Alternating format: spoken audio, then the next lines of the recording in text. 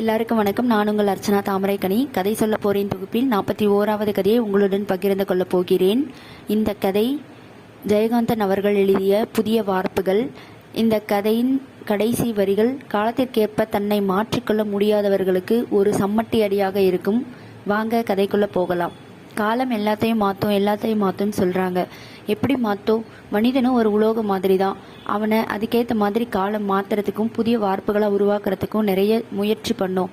அப்படி அவங்க மாறிக்கிறவங்க அதுக்கேற்ற மாதிரி கடந்து போவாங்க காலத்தை. அப்படி மாறாதவங்க புதிய வார்ப்புகளாக மாறாமல் ஒரு உடைஞ்சி போயிடுவாங்க. இங்கே இந்த கதையில் வர்ற கேரக்டர்ஸ் காலத்துக்கு ஏற்ப தன்னை மாற்றிக்கிறாங்களா இல்லை உடைஞ்சி விழுகிறாங்களான்றதை பார்க்கலாம் வாங்க. அந்த வீட்டில் இந்து இருக்கா. இந்து எப்போவுமே ஒரு கருப்பு பூனையோட விளையாடிட்டு இருப்பா. 4 வருஷமாக இந்து அந்த ரூமுக்குள்ளே மட்டும்தான் இருக்கிறா. அந்த ரூமில் எதுவும் கிடையாது. அவளும் அந்த கருப்பு பூனையும் மட்டும்தான். ஆட்டம் பாட்டம் கூத்து கொண்டாட்டம் அப்படி போக நாள் ஃபுல்லாக படிப்பு. இந்த 4 மட்டுமே வச்சு அந்த பூனையை மட்டுமே வச்சு அவன் அந்த ரூமுக்குள்ளே இருக்கிறான். எப்போவுமே ஒரு ஆழ்ந்த சிந்தனையோடையே இருப்பா. போவா வருவா.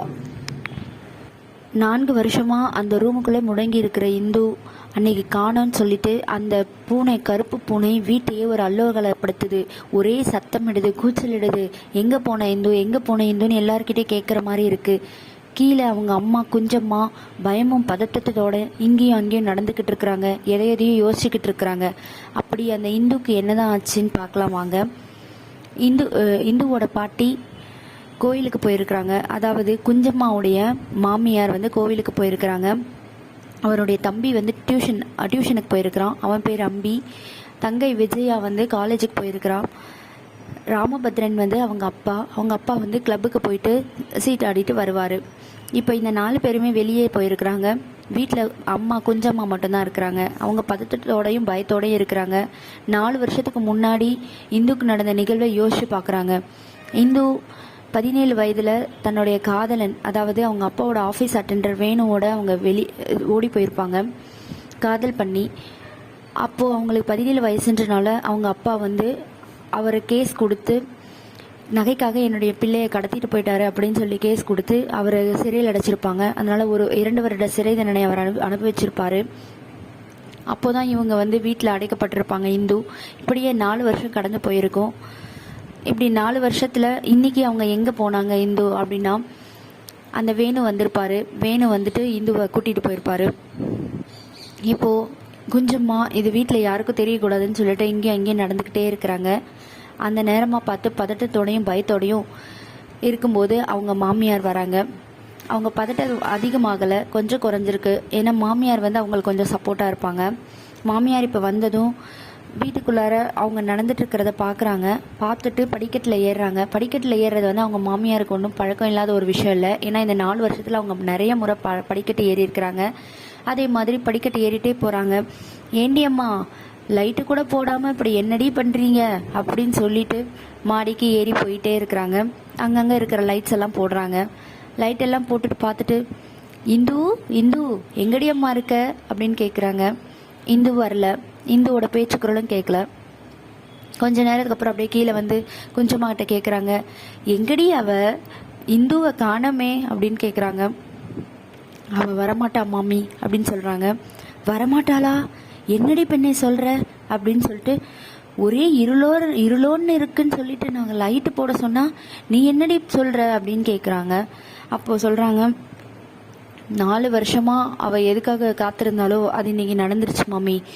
அவன் அவளை கூட்டிகிட்டு போயிட்டான் அப்படின்னு சொல்கிறாங்க. என்னடி சொல்கிற? இப்போ என் பையன் வந்தால் என்ன பதில் சொல்லுவேன்? 4 வருஷமாக 4 வருஷத்துக்கு முன்னாடி அவனுக்கு சாப்பாடு போட்டு ஆஃபீஸ் அட்டெண்டர் வீட்டில் ஒருத்தனை ஆக்கினால தான் நம்ம மூலமாக தான் இந்துக்கு அவன் பழக்கமாயிட்டான்னு சொல்லிட்டு அவன் ஆல்ரெடி நம்மள்கிட்ட கோபிச்சுட்டு இருப்பான். இப்போ அதுக்கேற்ற மாதிரி அவன் ஆள் இல்லாத நேரத்தில் இப்போ அவன் கூட்டிகிட்டு போயிட்டானேடி, என்னைக்கு ஒரே பயமாக இருக்குது அப்படின்னு பாட்டி சொல்கிறாங்க.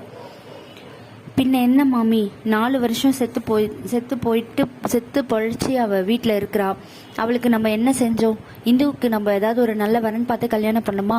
வர்ற எல்லாருமே விஜயாவை தான் கேட்குறாங்களே தவிர இந்துவை பற்றி எதுவுமே கேட்டது கிடையாது.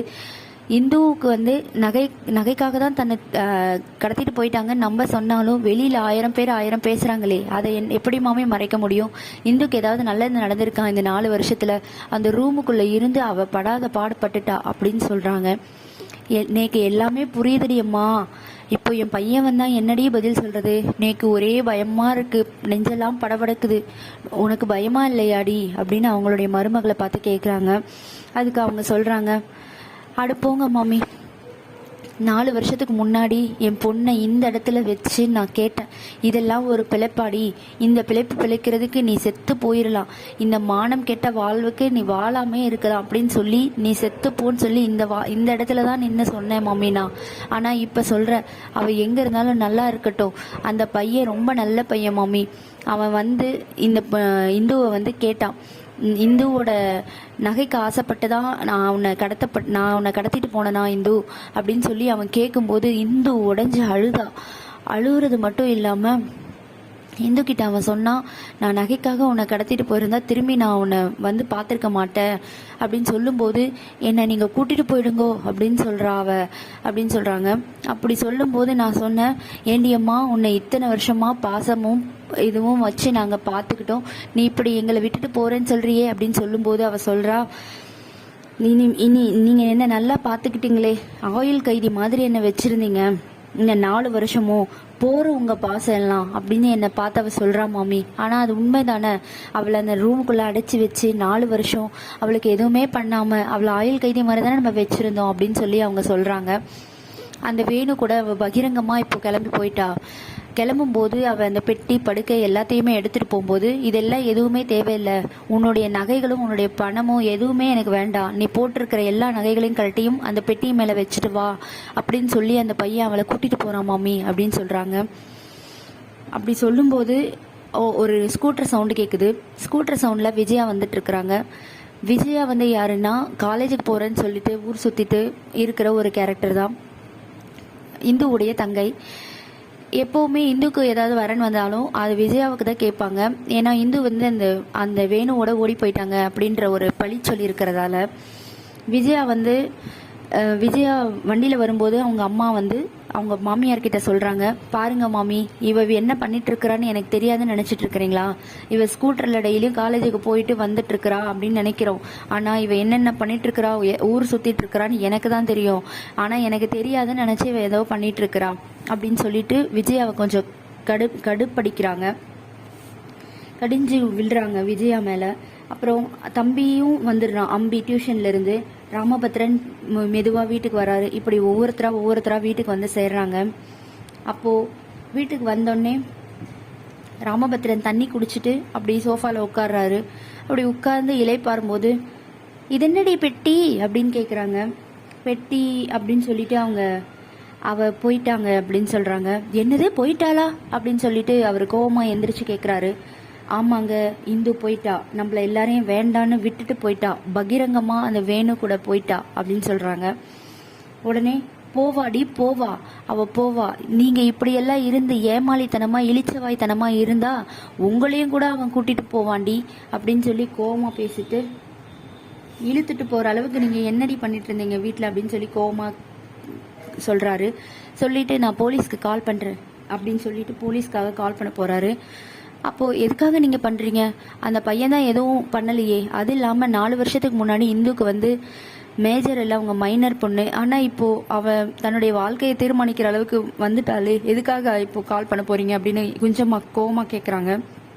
அதுக்கு வந்து அவர் சொல்கிறாரு, அவள் 1000 ரூபாய் நகை மேலே போட்டிருக்கா, அதை வச்சு மறுபடியும் நான் கால் பண்ணுறேன். நான் கால் பண்ணுறது வந்து நான் கேஸ் கொடுக்கறதும் அவங்க எடுக்கிறதும் அது அவங்களோட இது, நீ ஏன் இதெல்லாம் தலையிடுற அப்படின்னு சொல்கிறாங்க. போதும் நிறுத்துங்கோ, இப்போது அந்த பையன் மேலே ஏதாவது வீண் பழி போட்டு அவனை ஜெயிலுக்கு அனுப்பணும்னு நினச்சிங்கோ, நானே போயிட்டு சாட்சி சொல்வேன் அப்படின்னு சொல்கிறாங்க குஞ்சம்மா.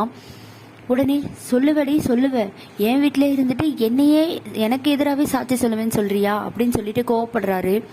அப்போ அவங்க மாமியார் அவங்களுக்கு குஞ்சம்மாவுக்கு முன்னாடி வந்து நின்று, ஆமாண்டா நானும் தான் சாட்சி சொல்வேன் அப்படின்னு சொல்லும்போது அவங்க அப்பா ரொம்ப உடைஞ்சு போய்ட்றாரு.